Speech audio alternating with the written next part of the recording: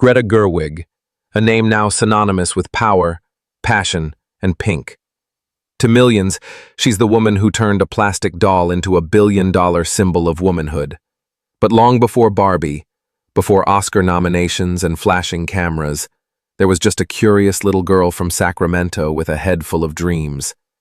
Greta wasn't raised in the glamour of Los Angeles or New York. Her childhood was modest. Her father worked in a credit union, her mother was a nurse.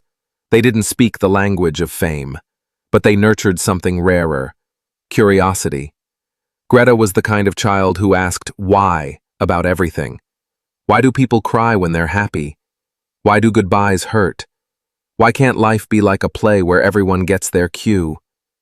That wonder never left her. In high school, she fell in love with theater, writing, and storytelling. She wanted to be a playwright, to make people feel something real. But her early rejections pushed her toward acting, a path she never expected, but one that led her closer to her truth. Soon she was performing in student films and experimental projects, the kind that paid little but meant everything.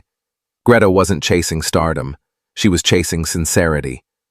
In her early 20s, she stumbled into the world of indie cinema, the mumblecore movement, where conversations were messy, emotions raw, and scripts often improvised. It was unglamorous but honest, and Greta thrived there.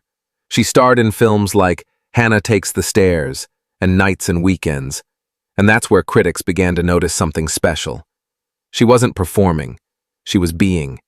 Her performances felt real, awkward, human. Then came a turning point. She met director Noah Baumbach. He was already an established filmmaker, known for movies like The Squid and The Whale. When the two collaborated on Greenberg in 2010, something clicked, creatively and emotionally. Together, they co-wrote Frances Ha, a small black-and-white film that would change everything. It told the story of a struggling young woman trying to find her place in New York. Broke, uncertain, but full of life. In truth, it was Greta's own reflection. The film became a critical darling, and her chemistry with Noah was undeniable. Behind the scenes, they fell deeply in love. It wasn't a headline romance filled with drama or fame. It was quiet, mutual respect that turned into a lifelong partnership.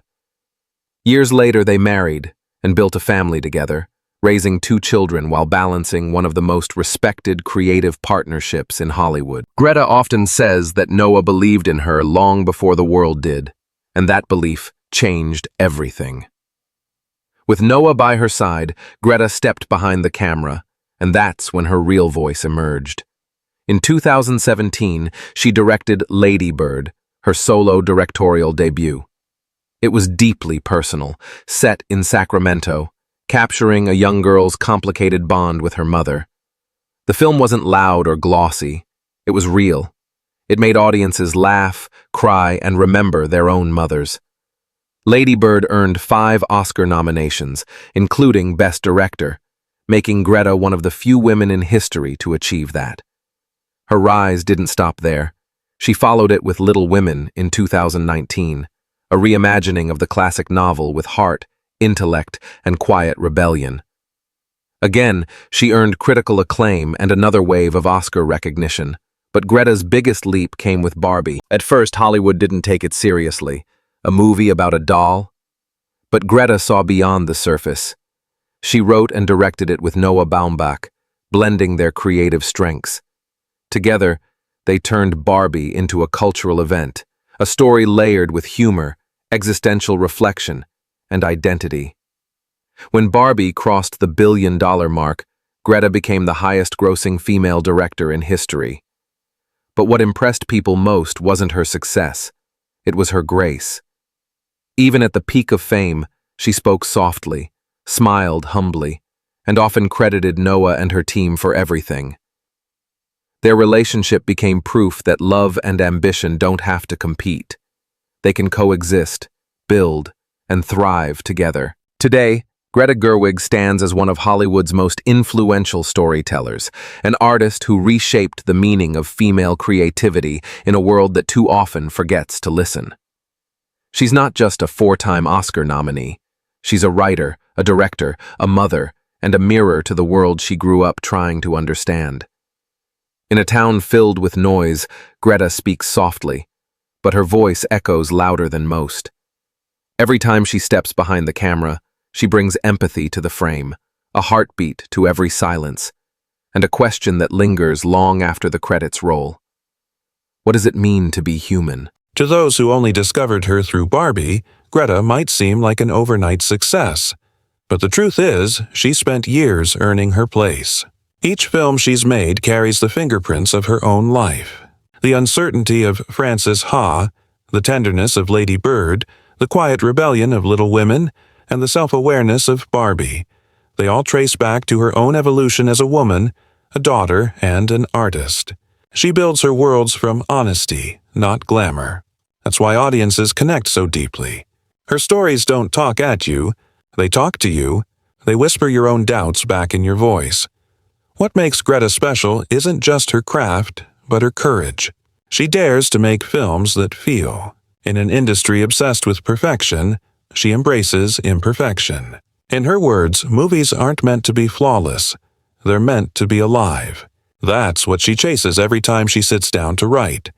Something breathing, fragile, and true. Whether she's exploring the bittersweet ache of growing up or the quiet strength of womanhood, her camera finds grace in the chaos. It lingers on the moments everyone else overlooks. A trembling hand, a half smile, a mother's sigh that says everything words can't. And through it all, there's Noah Baumbach, her partner in life and art. Together, they've built something rare in Hollywood, a relationship that thrives on creativity, not competition. They co-write, co-direct, and co-parent with the same kind of rhythm that defines their best films. Honest, curious, and quietly profound. Their love story isn't about red carpets or headlines. It's about mutual respect, late-night writing sessions, and two minds that make each other better. Greta has said that Noah believed in her before the world did. And when you look at her journey, that belief became the soil where her courage grew. Off-screen, Greta's life mirrors her art, full of movement, questions, and tenderness. She once shared that she finished editing Little Women just a day before going into labor with her first son, Harold. It's poetic, really. Creating life and art almost in the same breath. Then, years later, she quietly welcomed her second child, balancing motherhood with her most ambitious film, Barbie. Few people realize how much emotional labor it takes to do both. While the world marveled at the movie's billion-dollar success, Greta was quietly nursing a newborn. It's easy to talk about numbers, but it's her strength, her balance, that tells the real story.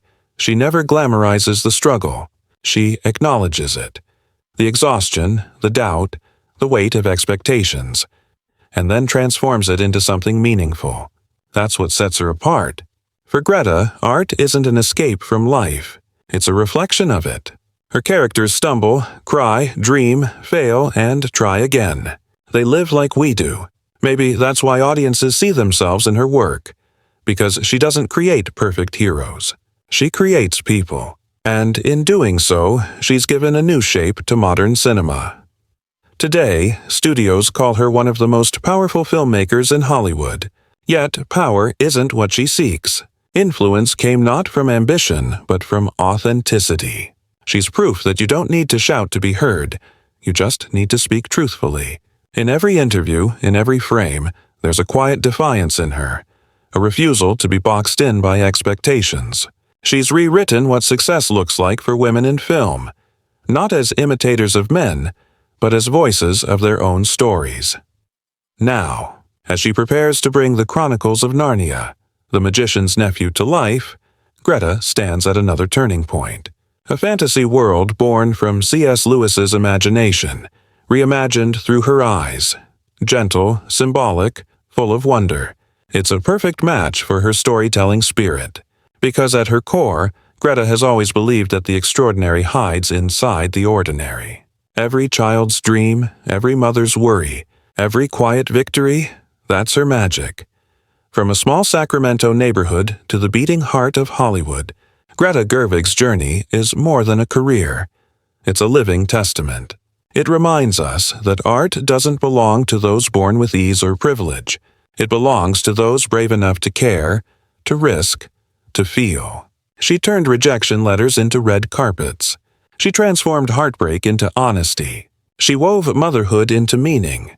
Every frame she touches, every story she tells, carries proof that kindness, depth, and integrity can still move mountains in an industry built on speed and spectacle. When people call her one of the greatest filmmakers of her generation, it's not just about box office numbers, awards, or the glitz. It's because she's real, because she feels, because she creates films that make us feel too. She didn't rise by chasing the spotlight, she rose by holding it steady, inviting others to step into it. Through her work, she gives voice to people who thought they were invisible. And through it all, she remains quietly revolutionary. A woman who found her power not in perfection, but in presence. A storyteller who never stopped believing that art can heal. Her story reminds us. Sometimes the softest voices carry the deepest weight. If they could survive that and still rise, maybe you can too.